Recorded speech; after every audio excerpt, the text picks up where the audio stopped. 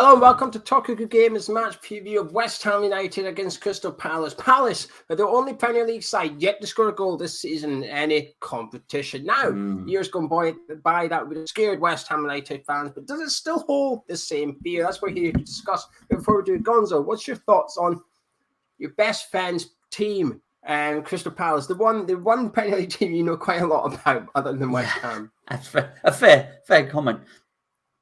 I think there's a certain amount of Charltonitis going on here, I've got to say. And it took, when I say Charltonitis, it was Alan Kirbishy taking Charlton as far as they could. So Alan Kirbishy leaves because they start looking for pastures new and more exciting football and a little bit more identity and flamboyance. And I don't think we've seen Charlton since, really. Well, not in the top league anyway. See, the thing is, Joe, it's unprecedented what Roy Hodgson did. If you discount Klopp and Guardiola and people like that, because they're never going to go and manage Crystal Palace, right? Actually, if you look at what Hodgson did throughout his career, he took Fulham to a European final, for goodness sake. He kept Palace up year after year after year, unprecedented. And the one time they did flirt with something a little bit more exciting before, I think they got rid of him. Was it De Boer or something? They got rid of him after 3 or 4 games or something like that. It worked. It really worked. And when you start to look at their squad, we'll discuss some of their players in a minute, you realise quite how bad their squad is and quite how many average players Palace have got. But you know what Roy did? He got them playing. He had fast players out wide. He had battlers in the middle, and they had an identity. And it was okay if some of the players were a little bit deficient, as long as you were fast and you played out wide, that was fine. As long as you put a crunching tackle in the middle, you didn't have to be the most skillful player. That's all right. You did your job. And Milivojevic would pop up with a free kick and 20 penalties a year. Wilfried Zaha would turn up for 10 games, and the world would be a happy place as far as Crystal Palace fans are concerned. I look at them now, and I'm not seeing identity. And I think this is where it comes down to. I think they had an identity before, and I don't think either the fans or Steve Parish, who's the chairman, liked that identity. I think they wanted to change identity. They might not like the identity, but they had one. I'm not seeing one at the moment. Interesting. I think they've definitely taken a risk. And because if you watched our previous previews of when we play Palace, you know I'm going to applaud that, because I didn't like the way that they managed under Roy Hodgson. I found it boring. I didn't think it was good to watch. And when they won 1-0, it was sort of like, well, job done. Roy's tactics has worked. But when they didn't win, it was dreadful. It was horrible to watch. There was not much excitement there for Palace fans at all. They've got one of the most entertaining players in Zaha, and he was allowed to entertain a bit under Hodgson. I never felt like we saw the full Zaha under him either. And Palace have certainly, they've gone from very, very safe to very, very risky. There's a bit in the middle they could have gone with, but they've just ignored that completely and went straight over. But I think it's because they couldn't get the guy in the middle, whoever that was, I don't know. But Patrick Vieira certainly wasn't their number one choice, so they've had to take the risk with Vieira. They've then taken a gamble in the transfer market. And you know something? I pray it works. I have absolutely no affiliation to Crystal Palace whatsoever, but I want this to work for 2 reasons. One, because they've taken the risk. Because if this goes wrong, I can almost guarantee they're going to go back to Allardyce or someone like that. They're going to go back to that. And then it's only going to encourage other clubs to keep going down that route, to play it safe with your British managers and stuff. So I want this to work. I want the risk to be rewarded. And also they're building, and this is going to sound harsh, but bear with me. It's almost like a championship all-stars team they're building at the minute. If you look at most of the players that you'd be excited to see in 3-4 years' time, Palace, they've been the best players in the championship in the last 2 or 3 years. And I want that also to be rewarded as well. The fact that they are going to the championship and picking out the best youngsters, paying quite a lot of money for them as well, because of the equivalent talent from Germany or somewhere would probably be half price. But they've gone to the championship. They've invested in the young English players. They're bringing them into the Crystal Palace team. But the other reason, away from the risk of Vieira and the transfer market, is what they're doing for their academy as well. 12 months ago, they got granted their Category A UEFA status for the academy. They hired a development coach or development recruitment, I'm not 100% sure, from PSG. They went and gone from PSG. So they're trying to do something with their academy, which has already been massively successful, but they're trying to make it even better. And if both things can work, if the young players they've just signed can be a success at Palace, but they can keep the conveyor belt going, if anything, faster and even better, then they've got a really good future ahead. But it's only if the gamble in Patrick Vieira works. And I do worry that it's going to take a lot of time. Do you see it working, though, Gonzo? It's ambitious. It's a project, isn't it? I don't particularly like these terms when they're used in football, but this is a project, and it's sort of. I guess it has to work. And as I understand it at Crystal Palace, I should probably say this because people talk about West Ham's valuation. As I understand it, and I'm please correct me if the figures are wrong. Anybody in the comments, please do. I understand somebody's bought a £90 million stake in Crystal Palace, and I don't even think it's for half of it. So I mean, I think it valued Crystal Palace at about 300 million or something like that. Now, as I understand it, a lot of that 90 million was available for transfers, which is why they've gone and spent, 21 million on the guy from Chelsea and whatnot. And what was it? I've just got the list down there somewhere. 15 million on 15 million Anderson. Elise, I think was 8 million from Reading. That's why they've been able to spend that money. Will it work? I mean, I don't know. It's a hell of a risk. I guess if they want, and this really is the thing. I look at Crystal Palace. Crystal Palace never spent as much time in the top division as they have in recent years. This is it. I'm sure it's the record because I've been saying it for 2 or 3 years. Are they going to gamble that? I don't know. Do you know what it is? I'll tell you now. I think the project is good. I think the choice of manager is questionable. I'm all for this project. If you're going to take this money and do what you said and buy these young players, and the thing with the academy is interesting. I didn't know the PSG thing. I didn't know that they got the guy from there. I think that's great. I think that's admirable.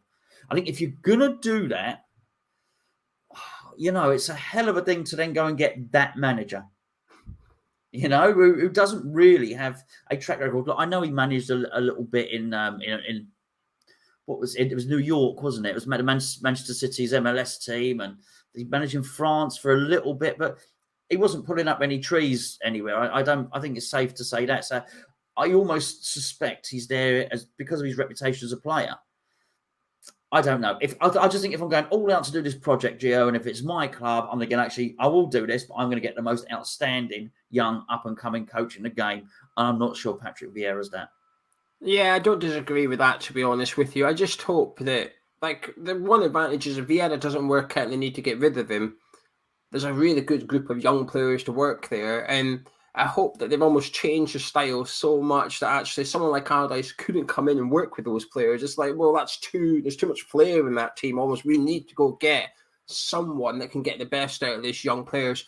And I think with Palace in the summer, it was a bit chicken and egg, really, wasn't it? Because they needed a lot of bodies in because quite a few older players had left, but that's what they needed.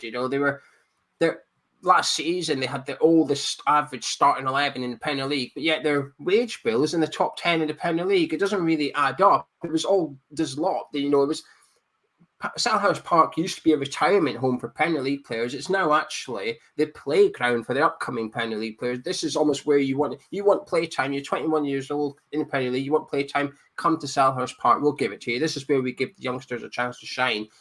The manager is a big part of that. But the chicken and egg thing was in the summer. They needed a manager to go get the players. But it's almost like, how do we get the manager without the players? Well, they've got the players now. So I'd imagine if they needed to go recruit another one, it would be a bit better now because the managers would look at that and think, well, actually, there's a good bunch of players there. You've done recruitment-wise, you've got that spot on, actually. And I think they wouldn't go far wrong taking a look into the Championship for an upcoming young manager. Russell Martin. Neil Warnock or something. He'd do all right. He would do all right. He's done right there before, yeah. Do you think it's all about staying up for Crystal Palace this year and just implementing the new style, the new ethos? Well, that's the key. They were staying up anyway, and if they can stay up with this new ethos, then that gives them a springboard. It's a hell of a thing to try and transition in one season the whole dynamic of a club, which is what you're doing, particularly if you're a club of Crystal Palace's size. I think you could change the dynamic of a club if you're Everton's size, if you've been in the top division for 100 years or whatever, however long Everton might have been up there. I think you can do it. I think you can swap from, and they do change their manager. There's that Ronald Koeman to Benitez to Roberto Martinez. It's all different. That's fine. Because they'll always have enough players to stay up. They'll always have someone that score goals. They'll always have some good centre backs and some good midfielders. I think so it is all about staying up for them. It really is. It's just a massive risk of a club that size. It'd be interesting. Look, I have a, as I say, it's my best mate's football team. I don't want to see them. I don't want to see them go down. I really don't. So I wish them well. I really do. But I'm fearful for them. I'm worried about the managerial thing. It would be funny if Neil Warnock did rock up there after 4 games. Now the whole ethos goes out the window, sort of thing, and he signs. I don't know, and Neil Warnock signs Phil Jagielka or something like that would be. I don't know. I would find it ironic, put it that way. As it stands, Crystal Palace haven't quite completed the signing of Will Hughes, but are expected to. So it's a race against time for Crystal Palace as well to make their signing tomorrow before noon for him to be eligible to face West Ham on Saturday. Around about 6 million. He's down to his last year of his contract at Watford and doesn't intend to sign a new one. So another good signing for Patrick Vieira. But anyway, players in general at Palace, which ones do you like? Before, I used to dread this question for Palace because I was like, Eze, Zaha, and that's about it. But now there's quite a few to pick from. Well, I've not really seen many of them play, to be perfectly honest with you. But I like the recruitment of Gallagher. Wouldn't have been upset if he'd have turned up at West Ham on loan at all. I've not seen the centre half play, but I tell you what, because to me he's an unknown centre half. I don't know anything about him at all. Where was he? It was Gahey. That's his name, right? Where was he playing? I don't know where he was playing. Swansea. Was he? Okay. I mean, but he was on loan there. He was on loan from Chelsea, and he's supposedly one of the best players in the Championship last season. But it puts into context, if we're paying 25 million for Zuma, which I understand we are, and they've paid 21 million for this guy, maybe the deal is not as bad as some think for Zuma on that, because they're buying potential. Eze's a big loss for him, Geo. He really is. He really is. I've noticed they've still got Ward playing. He's played Kiate in defence and central midfield already this season, which is an interesting one. Benteke's still there doing the rounds. They got the sorry? He's played Schlupp last 2 games. He has played Schlupp wide. Yeah, you're right. And I didn't mind Schlupp under. It's just a funny sounding name, isn't it? I didn't mind Schlupp, but it seemed okay under Hodgson, but I think if you're going to try and embrace this ethos, which is you want the wingers to be anything other than Forrest Gump, then poor old Jeffrey Schlupp might be struggling somewhat. Certainly, I'm not struggling. Got McCarthy's played in midfield all the time, I believe. So they seem to be caught between 2 identities there. If you're transitioning to something new, ideally you don't have MacArthur and Ward in the team. Players I admire, I'll leave that because I like Gallagher. Zaha's great on his day. Eze, I think, is the potential to be their new best player, and he's not playing. So I was more fearful of them under Roy Hodgson. Let's put it that way. Interesting. Yeah, I mean, I probably was more fearful of them under Hodgson as well, but there was almost like a cap to that, which is like they might win 1-0 or 2-1, and that's about it. Whereas I think in 12 months' time, I'd expect to be having a different conversation with Crystal Palace as we are now, because it's only match day 3 of the Premier League under Vieira. I think you nail on the head there. I think they've got half a team of exciting young players who could go on to become really good top Premier League players, mixed in with a bit of average Premier League players. And they're all dotted about the team a little bit. And it's almost like they ran out of money, isn't it? It's like if I had a new 3-bedroom house, I said, Gonzo, come look at this house I built. You come round and you go upstairs and there's actually no carpets or ceiling or anything. What happened? I just ran out of money. I'm just living in that 1-bedroom at the minute. The other 2 just don't look at it. I'll worry about that in the future kind of thing. And it feels a bit like that, really. I think Eze is an outstanding talent. I think Zaha is one of the best outside the European Super League 6. I think I'm excited to see what Elise can do in the Premier League when he's fit. Gallagher, I really rate. Anderson, I think, was a very clever signing because he has done in the Premier League last season for Fulham, unlike his defensive partner. But them two can just become a good partnership as well. That's arguably, injury pending, solves that defence unit, if you like, for years to come. But anyway, enough about Crystal Palace. Shall we discuss some West Ham, Gonzo? Yeah, sorry, you're right about Elise, by the way, because he was the one at Reading, wasn't he? Full of tricks. But you would actually say that they were probably quite similar. Zaha, Eze, Elise, that they're probably quite similar players in that sense. So do a similar job. But yes, sorry, I should have mentioned him. He is good. But yes, West Ham. Kurt Zuma, it's unlikely. He might be registered in time, but there's all sorts of complications going on over whether he's double jabbed or not, and if he'd have to quarantine and stuff. But the long story short is he's in Paris. He's been called up to the French squad, which is obviously after this fixture. So the probability is that he will sign and he will remain in Paris for this fixture, meet up with the French squad, and then he will join West Ham after the French internationals.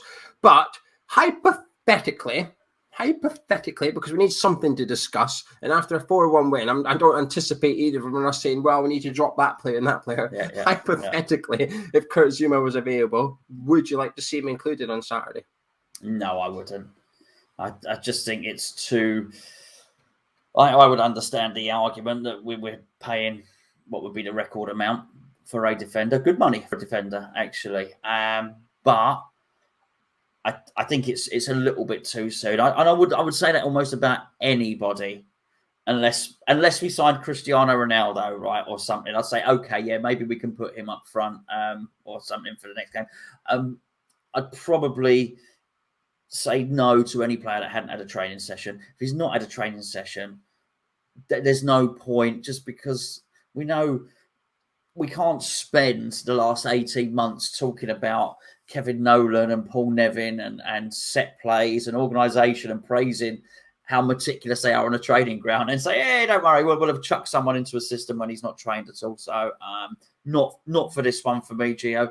And I've got to be honest, we are dealing with a team that haven't scored a goal yet as well. So I think if there's any game when we can stick to the defence, it's probably this one. Yeah, I completely agree. Plus, Dawson played all right against Leicester City, so there's no reason to drop him. We've also got Diop should we need centre-back cover as well. It's not an area we're short on, so I completely agree as well. Masuaku, obviously maybe fit enough for the bench as well for West Ham this weekend, so that's interesting news.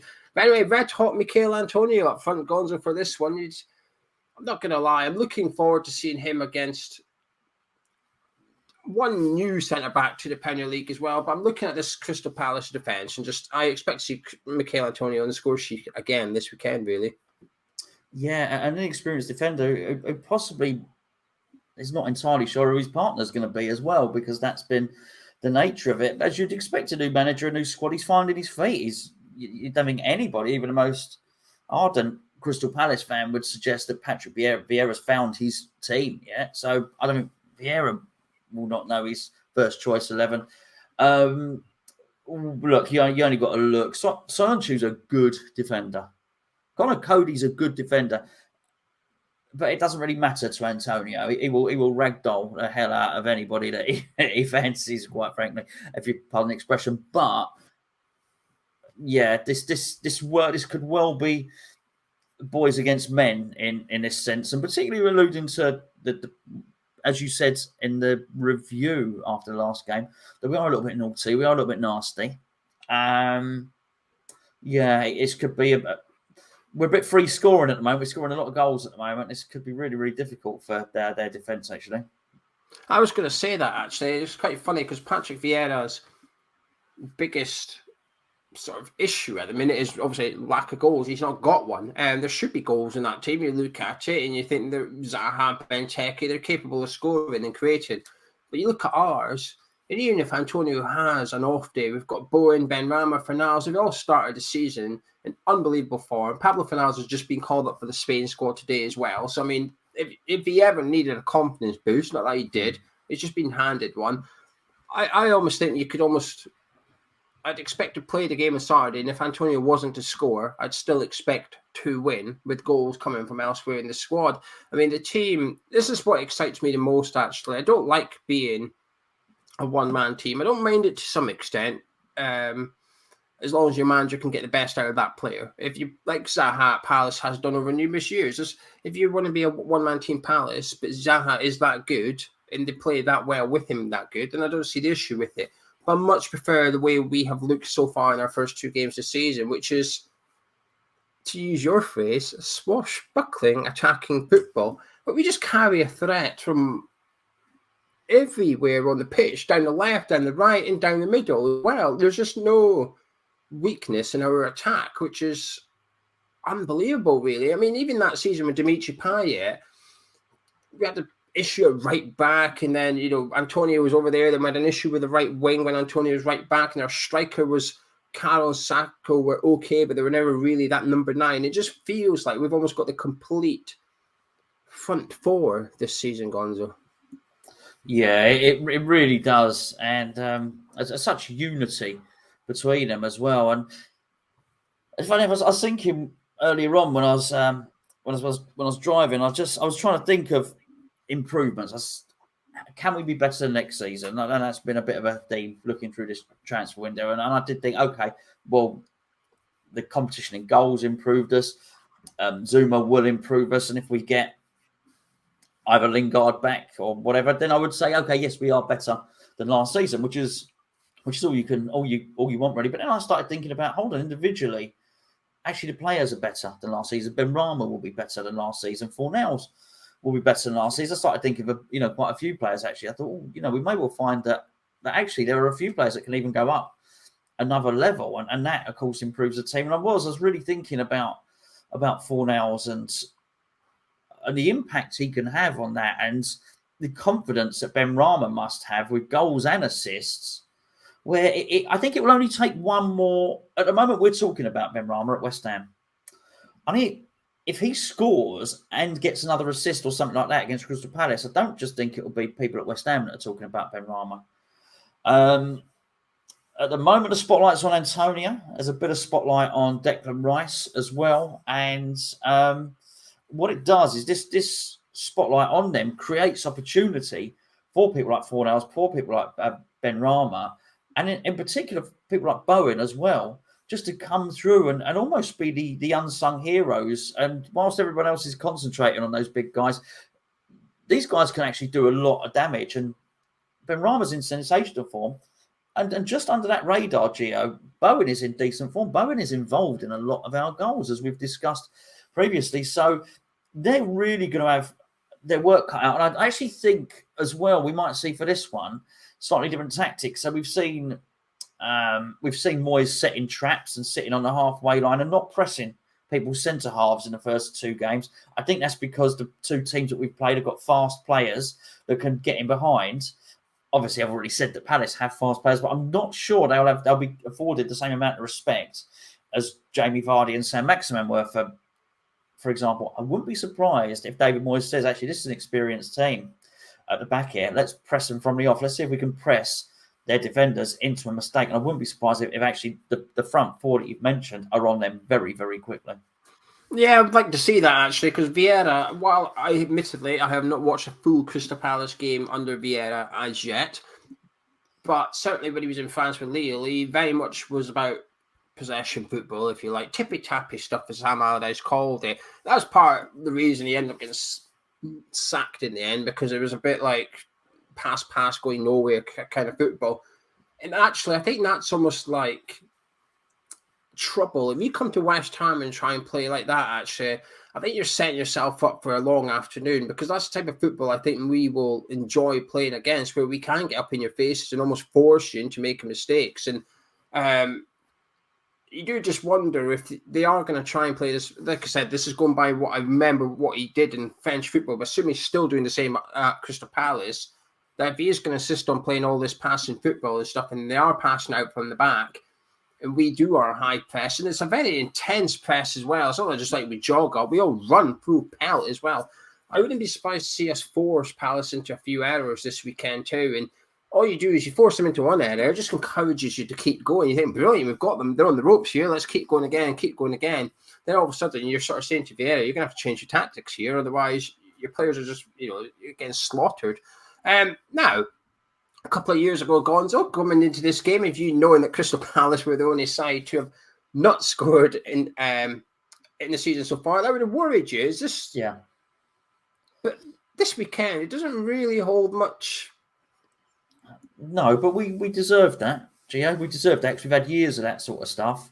And I've fought for a little while now, and I say it all the time, and I'll keep saying it since Project Lockdown, since not even last season, the season before last, we're allowed back to football. We've been aside from the Wolves game, right at the start. Then when Traore tore Aaron Cresswell and a new shirts, let's say, I think we've been outstanding in most of the games. I think we've been brilliant, and at some point, that consistency has to give you confidence as a fan. So actually, I want to stop thinking like a West Ham fan, which is basically if you have a striker who's not scored and all season, then rock up. Welcome to West Ham. You can end your goal drought with us. You know, if you haven't, you know, if you've been on a long run without a victory, you know, come along. You know, we'll help you out there. That's been West Ham, and it's been West Ham for quite a long time. And West Ham, the team that could sometimes beat the big teams, but actually would be crap against the lesser teams. Well, this isn't the West Ham of the last 18 months and a bit longer, Geo. Actually, we tend to be quite consistent. We tend to do quite well, actually, against the other teams in the league. You know, the teams that are below us in the league, which is everybody, by the way, at the moment. Can I just say that? I'm not bothered. Bring it on. I'm actually, I'm buoyed. It makes me more confident they haven't scored a goal yet, actually. And so I'm looking forward to that. Yeah, I completely agree. My mentality has changed over this sort of thing. That pipe of stat used to give me the fear a little bit, but now I'm shrugging it off and I think, so what? It'll be 4 games then, hopefully. But if they do score, so what? We'll score 2, we'll score 3. We've got that in our team now. And the mentality has completely changed at West Ham. Like you said, the trouble is now we're struggling to beat the bigger teams, but the other 13 is what's becoming our bread and butter games, and we're winning them, and we're winning them, some of them as well, with a bit of swagger and a bit of confidence as well. So it's difficult as a West Ham fan to A, not enjoy it, but also B, to get more confident and to look forward to the next game. And that's one thing that, although we're only 2 games in, I don't care. That as soon as that final whistle went on Monday, I thought, bring on Saturday. I'm already looking to Saturday at 3 p.m. I can't wait for this next episode of West Ham United. It's like watching a good series, isn't it? When one episode finishes, you're like, wow, I want the next one. And then if it's on Netflix, you do a binge watch. Tell you what, if West Ham was on Netflix, I'd be binge watching West Ham right now. I'd be like, I'll have a bit more of that, thank you. Let's keep it going. I'm not ready for this. But it's not. So I've had to wait until Saturday at 3 o'clock. Are you confident for this one? Yeah, I am massively confident, actually. I think this is a good time to play Crystal Palace, for us to play Crystal Palace. I think it's a bad time for Crystal Palace to play us start of the season. But I wish them well, and I hope they'll do well later on in the season. Obviously, I want to take 6 points off of them and get our goal difference up and actually go into the international break with 9 points. And let's just say, not just international break with 9 points. Let's score lots of goals against Crystal Palace and go into the international break top of the league, because top of the league doesn't mean anything generally, Geo, particularly after 1 game, after 2 games. It doesn't even mean anything after 3 games. Tell you what, it does mean something when you spent most of the last season in the European places. Then it means something, because actually, and I heard a couple of people say it, don't get carried away. It's only 2 games. Well, firstly, I don't think anyone's getting carried away. No one's saying West Ham are going to win the league, all right? But it's not only 2 games. It's not. It's just not only 2 games. It's about 40 games or more. It might be 50 games. There's a lot of games where our form, I'd love to know what our form is from, as I say, Project Restart, which was the Wolves game, up to now. I'd love to know what our form is.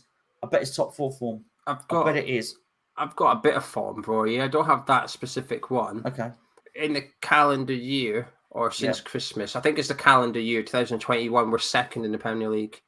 I'm not surprised.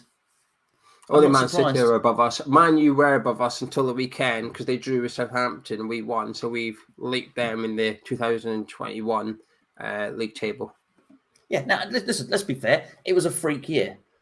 Liverpool won't be as bad as they were last year, but it doesn't suddenly mean we're going to find ourselves down in 18th. No, this is not. We are a good team. We're a good team. So it's not just 2 games. So yeah, I do. I want 9 points. I'm going to go into the international break and enjoy the whole international break. Top of the league. Why not? Yeah, I completely agree. I'm confident as well, and it's hard not to be, especially you can't also Newcastle one. I'll let you dismiss that. I say you, if there's a neutral watching this, I'll let you dismiss that. I say, well, it's a poor Newcastle team. I accept that. We should be winning that game, fair enough. But Monday against Leicester, that was not a poor team. But yes, they got a player sent off, but it was already 1-0 West Ham. And second of all, the old West Ham would have won that 4-1. 10 men or not. That could have been 2-2 at the end of it, the old West Ham and stuff. No, not many teams will beat Leicester, 10 men or not. Not many teams will put 4 past Leicester this season. And it's not just about the victory, like you said, it's about the individual performances, it's about the team spirit and everything that goes into making a team, that goes into making a 90-minute performance. And it's hard not to be confident going into this one because we've got one manager who has his team playing exactly how he wants it with the players in the exact positions. He's taken Ben Rama and said, I'm going to train you for a year and then I'm going to release you. And you've got Patrick Vieira, who's coming to his 3rd Premier League match day, who's missing 2 or 3 of his biggest players to injury. Doesn't really know his players inside out yet. Can't really mould them as yet. And I feel a bit sorry for Vieira to some extent because I think he could almost do with this game being 3 months down the line kind of thing. But then there's no easy games in football, is there? He was at home to a promoted side last weekend. Away to Stamford Bridge on the opening game of the season is not going to help him. And I think your first 2 away games of the season to be Chelsea and then West Ham, it's not an easy start for Vieira. But like you said, I hope he does well and I hope Crystal Palace do well. But not on Saturday. So with that in mind, can I get your score prediction, please? Yeah, I think we'll win 5-1. 5-1. Yeah, do you think we can? I think we can. Do you really think Palace are scoring their first goal of the season? Excellent. I know. What am I thinking? Madness. I'm crazy. Clearly, being this far north, has gone to my head. Clearly. No, 5-1 sounds. I don't know what I was expecting to say, but yeah, I'm all for it. I can see why you can think that. I'll say 3-0 West Ham. I still think we'll win comfortably as well. 3-0 West Ham. But anyway, there you have it. If you enjoyed this preview, drop a like on it, subscribe to the channel, and Saturdays at 3 p.m. kickoff, so we'll be live at 1:55. Catch you then.